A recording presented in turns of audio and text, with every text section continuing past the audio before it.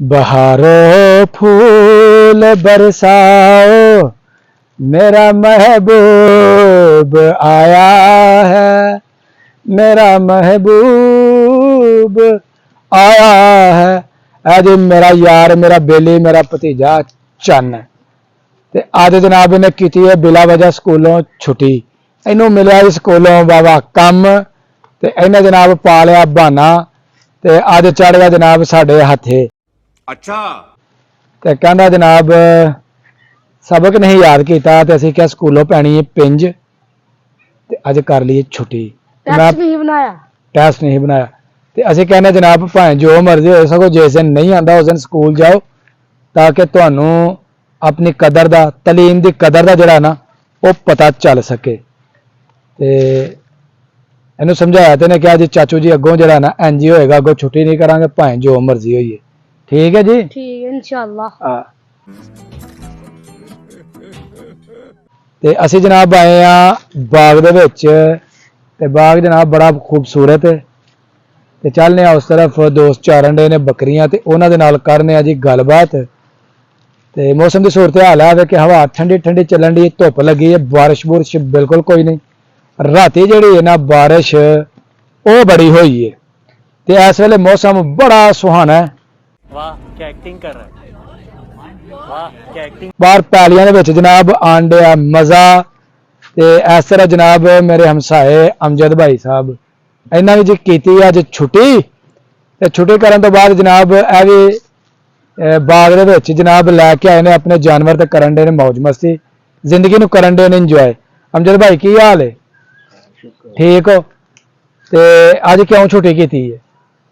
बकरी लई अज इन्हें बकरी लई है, सिर्फ बकरी है। ते बकरी लैन दा इन्हां दा मकसद है कि बच्चा इन्हां दा होया सी पास।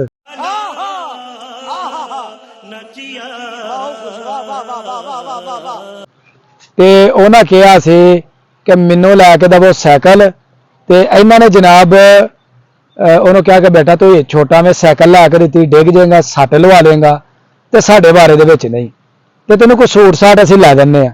उन्हें कहा मैं नहीं जी, मैनू नहीं जी सूट चाहिए। उन्हें कहा फिर होर कोई गल कर। उन्हें कहा मैनू लै दो बकरी। एहे रहा नहीं जाता, तड़प ही ऐसी है ना।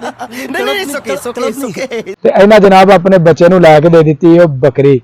ते ए जनाब हुण बच्चा तो तुर गया स्कूल, ते इन्हां नू आप ही हुण चारनी पैण डई है, ते इन्हां ने दिहाड़ी तोड़ के ते बकरी चाड़न आए ने। ते कैसा लगन डया जी अज छुट्टी करके? बड़ा अच्छा मौसम है, अच्छा ठंडी हवा है। हाँ हाँ।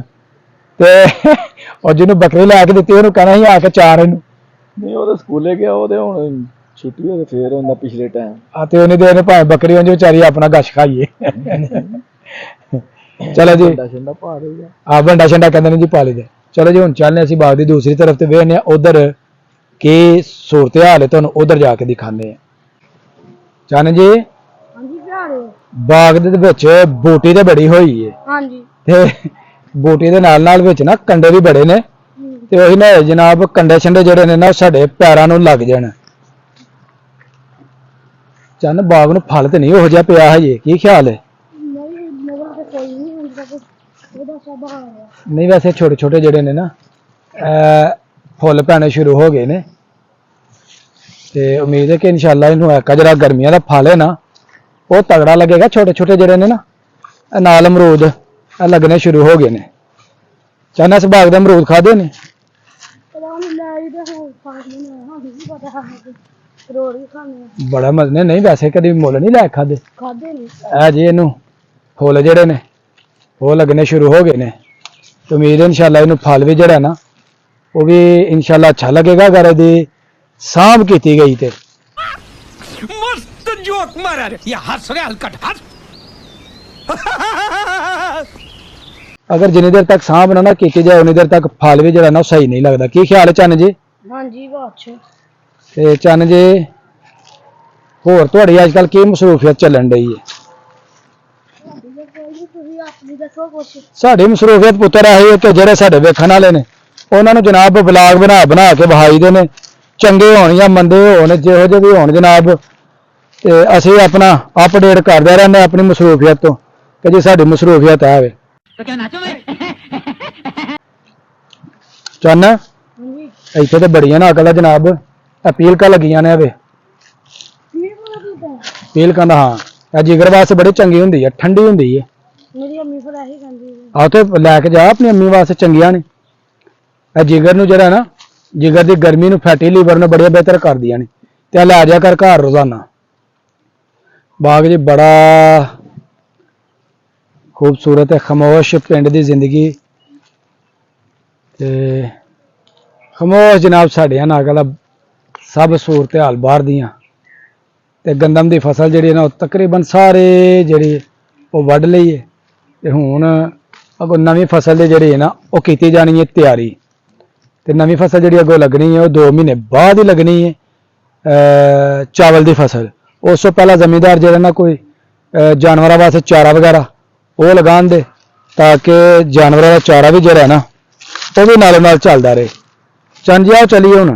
ਚਲੋ ਜੀ ਓਏ ਬੜੇ ਮਿੱਠੀਆਂ ਨੇ।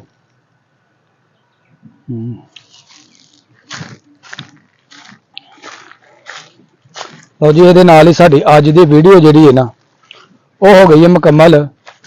ਅਗਰ ਮੇਰੀ ਵੀਡੀਓ ਲੱਗੇ ਚੰਗੀ ਤੇ ਮੇਰੀ ਵੀਡੀਓ ਨੂੰ ਇੱਕ ਲਾਈਕ ਕਰ ਦੇਣਾ ਔਰ ਮੇਰੀ ਵੀਡੀਓ ਨੂੰ ਜ਼ਿਆਦਾ ਤੋਂ ਜ਼ਿਆਦਾ ਸ਼ੇਅਰ ਕਰਨਾ ਤੇ ਜਿਹੜੇ ਦੋਸਤ ਮੇਰੇ ਚੈਨਲ ਤੇ ਨਏ ਨੇ ਉਹ ਜਲਦੀ ਮੇਰੇ ਚੈਨਲ ਨੂੰ ਕਰ ਦਿਓ ਸਬਸਕ੍ਰਾਈਬ ਤਾਂ ਕਿ ਆਉਣ ਵਾਲੀ ਵੀਡੀਓ ਦਾ ਨੋਟੀਫਿਕੇਸ਼ਨ ਤੁਹਾਨੂੰ बर वक्त ਮਿਲਦਾ ਰਹੇ। ਮੈਨੂੰ ਤਾਂ ਇਜਾਜ਼ਤ ਹੈ, ਹਮੇਸ਼ਾ ਖੁਸ਼ ਰਹੋ, ਆਬਾਦ ਰਹੋ। ਅੱਲਾਹ ਹਾਫਿਜ਼। ਅੱਲਾਹ ਹਾਫਿਜ਼।